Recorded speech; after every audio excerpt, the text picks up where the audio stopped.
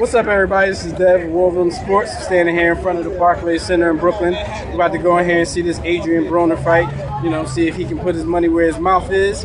We'll go in, check the fight out, and we holler at you guys when we get back. Peace.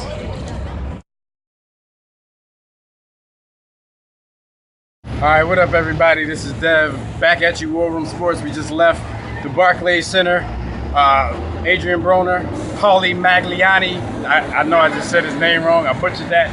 But actually, it was a pretty good fight. It wasn't too eventful. In my opinion, I think Broner was kind of playing around a little too much with him. At the end of the fight, if you watched it, Paulie's words weren't really untrue. I wouldn't say that. But at the same time, I think he went on for a little too long. Seemed like he was bitching a little bit. But we'll see what the critics say. What do you guys think? Who do you think won the fight? And do you think, even if you think Broner won the fight, do you think it was a commanding performance? Hit us up, comment on the video, like the video, subscribe to the page, Wolverine Sports.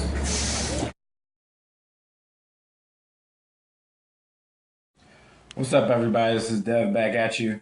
The post-fight portion of this video was done a little bit hastily because I don't know if you noticed, but we were standing on a dark sketchy corner in the middle of Brooklyn with the camera running out of batteries. So I wanted to make sure you guys got my thoughts on the fight and the post-fight antics.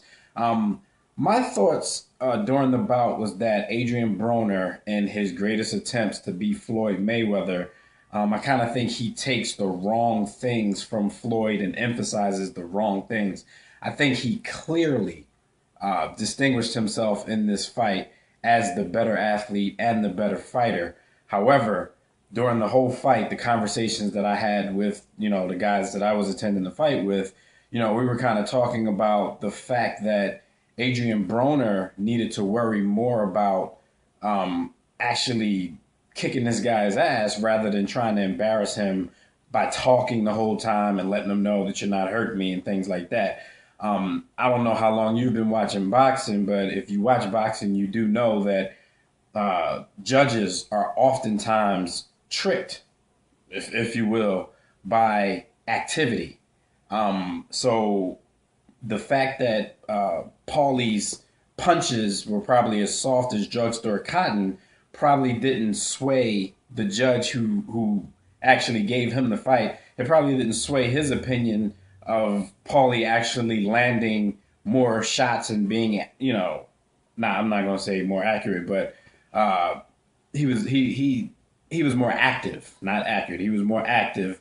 Punch stats say that he didn't land more shots, but those little pity pat punches that he landed throughout the fight, some judges are fooled by that, especially if they have like an Olympic judging background. So during the fight, we were saying, that Broner needed to worry more about beating this man in the ring. That would have been embarrassing enough, but his embarrassment tactics were, trying to get into his head with the talking and the taunting and things like that. So when the decision came down, I really wasn't surprised that it was possible that somebody could see the fight going the other way. I mean, I clearly thought Broner won the fight as well, but I still thought he was treading in dangerous waters because of the manner in which he went about the fight. In the post-fight, nothing happened from Adrien Broner's side that I didn't expect. I've never seen this guy as the person with the most class in the world. So even after they did their little hugs and congratulations, he decided to take a dig at Paulie Malignaggi, Paulie M. And, it kind of escalated from there. Based on what I just finished telling you guys, I think what Paulie was saying after the fight held some merit. I think the fight was definitely closer than the 117, 111 that one judge gave to Broner, but I still don't see Paulie having a case for actually winning the fight.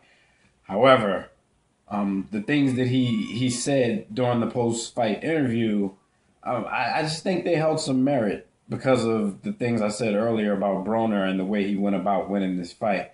But Paulie went on a little too long.